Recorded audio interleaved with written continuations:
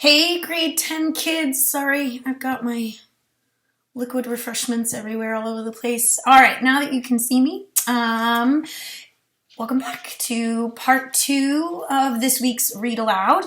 So we finished off the weirdness of chapter 24, and now we're going to read half of chapter 25. We're going to stop at page 222 in one version. I believe I said on the classroom it's page 202 in the other version. But if you're listening to this, you can just wait for me to finish. Wait for me to stop, and then you'll know where to stop. So as you're reading, know that the question, know what you're kind of looking for from this is just an essence of where Holden is. He's left Mr. Antolini's house. He's manic and has nowhere else to go. So I want you to follow along, kind of visualize, read the chapter with me, and then when we get to the stopping point, you get kind of a fun activity, or I hope you think it's fun and different. I want you to tweet or Insta or Snap as if you were Holden in this moment. So I want you to get a sense of like where Holden is emotionally, mentally, and then when we're done reading, I want you to kind of capture it in one picture. So if you want to snap it or Instagram it, like you can draw it. Doesn't have to have color or anything. You can do it in black and white and draw it on a piece of paper from a printer or a scrap piece of paper. Whatever kind of paper you have lying around, I can deal with. And you can just draw the picture that you think Holden would have snapped in this moment, or the picture that he would have Instagrammed, or a little video clip if you think like what would he have videoed, if you will. And then, or you can tweet. If you don't want to draw anything, you can tweet. Like what would Holden have put out there in his few letters, words that you can put on Twitter? What would he have hashtagged, if you will? That kind of gets the essence of where he is literally and figuratively. So hopefully that's fun. I wanted that to be kind of fun for you. And I also thought it was neat because we started this week, I should say, by having Holden talk about a really good author is one where you wish you could call them. And so you get to think about all the ways Holden could have communicated, should have communicated, and what he would say.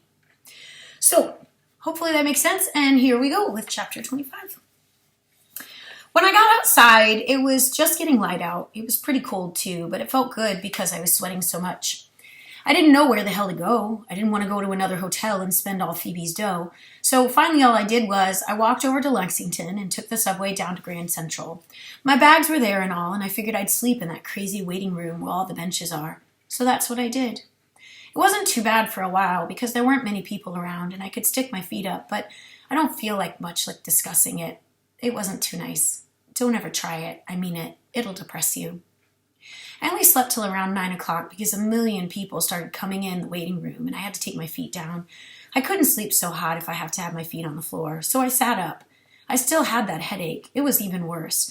And I think I was more depressed than I ever was in my whole life.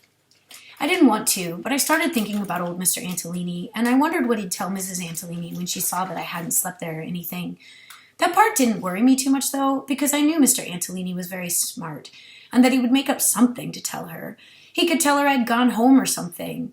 That part didn't worry me much, but what did worry me was the part about how I'd woke up and found him patting me on the head and all.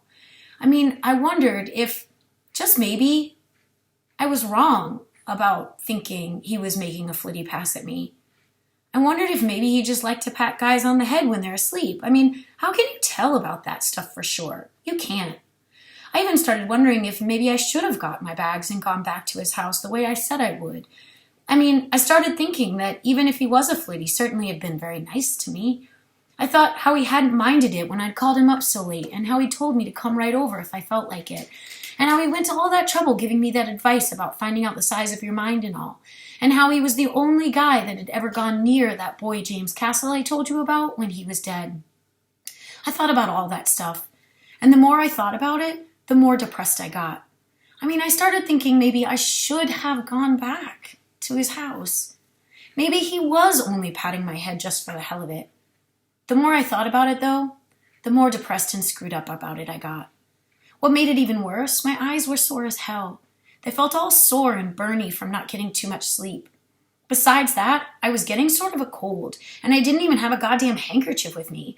I had some in my suitcase, but I didn't feel like taking it out of that strongbox and opening it right up in public and all.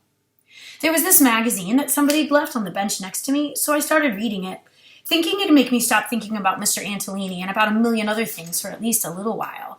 But this damn article I started reading made me feel almost worse. It was all about hormones. It described how you should look, your face and your eyes and all, if your hormones were in good shape. And I didn't look that way at all. I looked exactly like the guy in the article with the lousy hormones. So I started getting worried about my hormones. Then I read this other article about how you can tell if you have cancer or not. It said if you had any sores in your mouth that didn't heal pretty quickly, it was a sign that you probably had cancer. I'd had this sore on the inside of my lip for about 2 weeks, so I figured I was getting cancer. That magazine was some little cheerer-upper. I finally quit reading it and went outside for a walk. I figured I'd be dead in a couple of months because I had cancer. I really did. I was even positive I would be. It certainly didn't make me feel too gorgeous. It sort of looked like it was going to rain, but I went for this walk anyway. For one thing, I figured I ought to get some breakfast. I wasn't at all hungry, but I figured I ought to at least eat something. I mean, at least get something with some vitamins in it. So I started walking way over east, where the pretty cheap restaurants are, because I didn't want to spend a lot of dough. While I was walking, I passed these two guys that were unloading this big Christmas tree off a truck. One guy kept saying to the other guy, "Hold the son of a bitch up! Hold it up, for Christ's sake!" It certainly was a gorgeous way to talk about a Christmas tree. It was sort of funny, though, in an awful way, and I started to sort of laugh. I mean, it was about the worst thing I could have done, because the minute I started to laugh, I thought I was going to vomit. I really did. I even started to, but it went away. I don't know why. I mean, I hadn't eaten anything unsanitary or anything like that, and usually I have quite a strong stomach. Anyway, I got over it, and I figured I'd feel better if I had something to eat. So I went in this very cheap-looking restaurant and had donuts and coffee. Only I didn't eat the donuts. I couldn't swallow them too well. The thing is, if you get very depressed about something, it's hard as hell to swallow. The waiter was very nice, though. He took them back without charging me. I just drank the coffee. Then I left and started walking over towards Fifth Avenue. It was Monday and all, and pretty near Christmas, and all the stores were open, so it wasn't too bad walking on Fifth Avenue. It was fairly Christmassy. All those scraggy-looking Santa Clauses were standing on corners ringing those bells, and the Salvation Army girls, the ones that don't wear any lipstick or anything, were ringing bells too. I sort of kept looking around for those two nuns I'd met at breakfast the day before, but I didn't see them. I knew I wouldn't because they'd told me they'd come to New York to be school teachers, but I kept looking for them anyway. Anyway, it was pretty Christmassy all of a sudden. A million little kids were downtown with their mothers, getting on and off buses and coming in and out of stores. I wished old Phoebe was around. She's not little enough anymore to go start staring mad in the toy department, but she enjoys horsing around and looking at the people. The Christmas before last, I took her downtown shopping with me. We had a hell of a time. I think it was in Bloomingdale's. We went into the shoe department and we pretended she, old Phoebe, wanted to get a pair of these very high storm shoes, the kind that have about 1 million holes to lace up. We had the poor salesman guy going crazy. Old Phoebe tried on about 20 pairs, and each time the poor guy had to lace one shoe all the way up. It was a dirty trick, but it killed old Phoebe. We finally bought a pair of moccasins and charged them. The salesman was very nice about it. I think he knew we were horsing around, because old Phoebe always starts giggling. Anyway, I kept walking and walking up Fifth Avenue without any tie on or anything. Then all of a sudden, something very spooky started to happen. Every time I came to the end of a block and stepped off the goddamn curb, I had this feeling that I'd never get to the other side of the street. I thought I'd just go down, down, down, and nobody'd ever see me again. Boy, did it scare me. You can't imagine. I started sweating like a bastard, my whole shirt and underwear and everything. Then I started doing something else. Every time I got to the end of the block, I'd make believe I was talking to my brother Allie. I'd say to him, "Allie, don't let me disappear. Allie, don't let me disappear. Allie, don't let me disappear. Please, Allie." And then when I'd reach the other side of the street without disappearing, I'd thank him. Then it would start all over again as soon as I got to the next corner. But I kept going and all. I was sort of afraid to stop, I think. I don't remember, to tell you the truth. I know I didn't stop till I was way up in the 60s, past the zoo and all. Then I sat down on this bench. I could hardly get my breath, and I was still sweating like a bastard. I sat there, I guess, for about an hour. Finally, what I decided I'd do? I decided I'd go away. I decided I'd never go home again, and I'd never go away to another school again. I decided I'd just go see old Phoebe and sort of say goodbye to her. I'd give her all her Christmas dough back, and then I'd start hitchhiking my way out west. What I'd do, I figured I'd go down to the Holland Tunnel and bum a ride, and then I'd bum another one, and another one, and another one. And in a few days, I'd be somewhere out west where it was very pretty and sunny and where nobody'd know me, and I'd get a job. I figured I could get a job at a filling station somewhere, putting gas and oil in people's cars. I didn't care what kind of job it was, though, just so people didn't know me and I didn't know anybody. I thought what I'd do was I'd pretend I was one of those deaf mutes. That way, I wouldn't have to have any goddamn stupid, useless conversations with anybody. If anybody wanted to tell me something, they'd have to write it on a piece of paper and shove it over to me.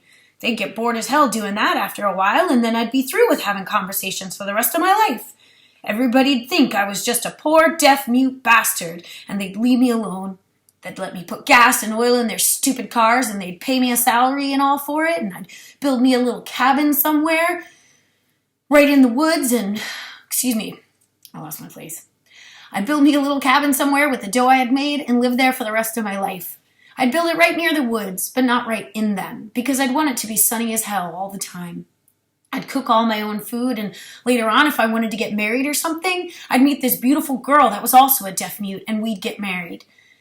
She'd come and live in my cabin with me, and if she wanted to say anything to me, she'd have to write it on a goddamn piece of paper like everybody else. If we had any children, we'd hide them somewhere. We could buy them a lot of books and teach them how to read and write by ourselves. I got excited as hell thinking about it. I really did. I knew the part about pretending I was a deaf mute was crazy, but I liked thinking about it anyways. But I really decided to go out west and all. All I wanted to do first was say goodbye to old Phoebe. So all of a sudden, I ran like a madman across the street. I damn near got killed doing it, if you want to know the truth. And went into the stationery store and bought a pad and a pencil. I figured I'd write her a note telling her where to meet me so I could say goodbye to her and give her back her Christmas dough. And then I'd take the note up to her school and get somebody in the principal's office to give it to her. But I just put the pad and pencil in my pocket and started walking as fast as hell up to her school. I was too excited to write the note in the stationery store. I walked fast because I wanted her to get the note before she went home for lunch, and I didn't have too much time. I knew where her school was, naturally, because I went there myself when I was a kid. When I got there, it felt funny. I wasn't sure I'd remember what it was like inside, but I did. It was exactly the same as it was when I was there. They had that same big yard inside that was always sort of dark with those cages around the light bulbs so they wouldn't break if they got hit with a ball.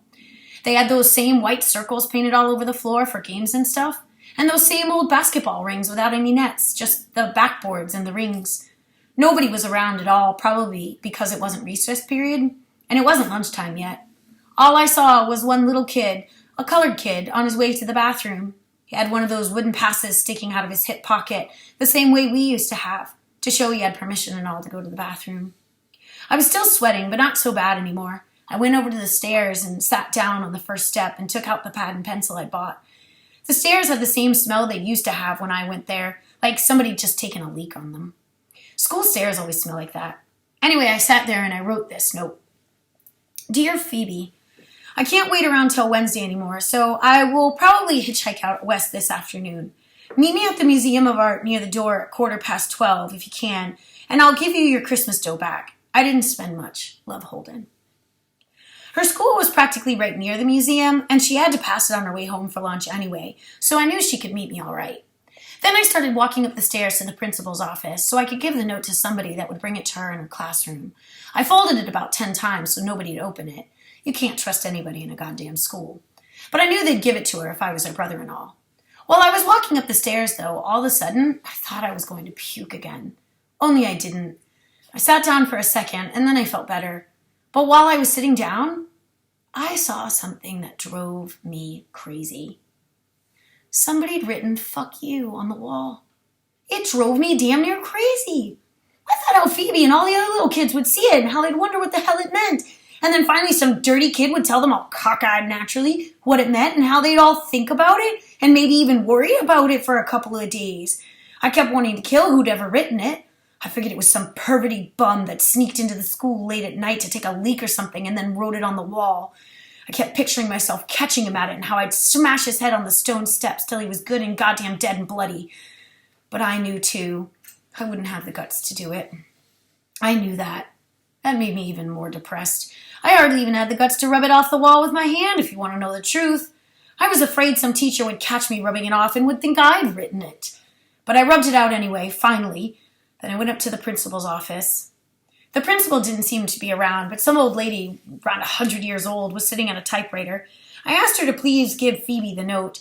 I said it was very important because my mother was sick and wouldn't have lunch for Phoebe, and that she would have to meet me and have lunch in a drugstore. She was very nice about it, the old lady. She took the note off me and called some other old lady from the next office, and the other lady went to give it to Phoebe.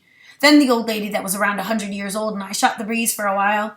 She was pretty nice, and I told her how I'd gone to school there, too, and my brothers. She asked me where I went to school now, and I told her Pensy, and she said Pensy was a very good school. Even if I'd wanted to, I wouldn't have had the strength to straighten her out. Besides, if she thought Pensy was a very good school, let her think it. You hate to tell new stuff to somebody around 100 years old. They don't like it to hear it.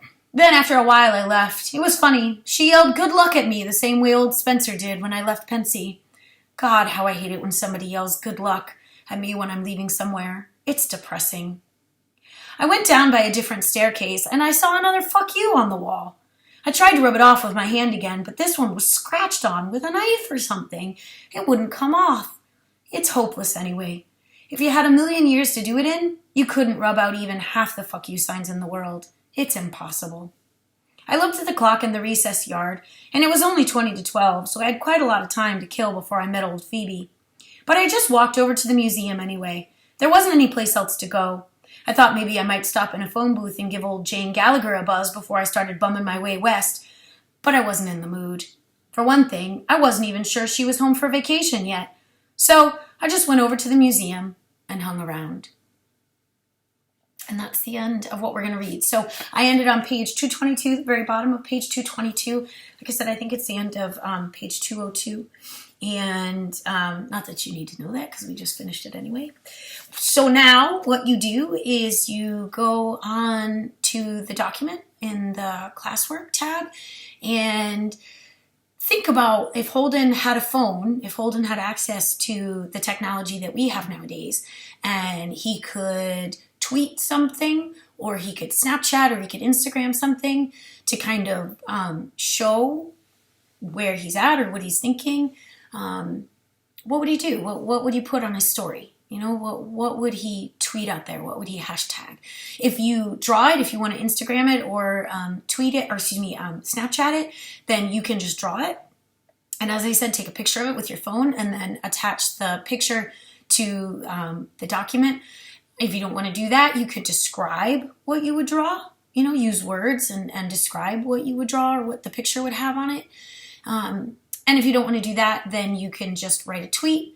And in any case, explain like why you think he would say that, kind of what's going on, what does it show about him. So I hope you have some fun with that. And I look forward to seeing you in the Google Classrooms meets. Don't forget to do your Khan Academy as well. Remember, after you finish this, that you have that second activity this week for Khan Academy. So don't forget to do that. All right, kids. Talk to you later. Bye.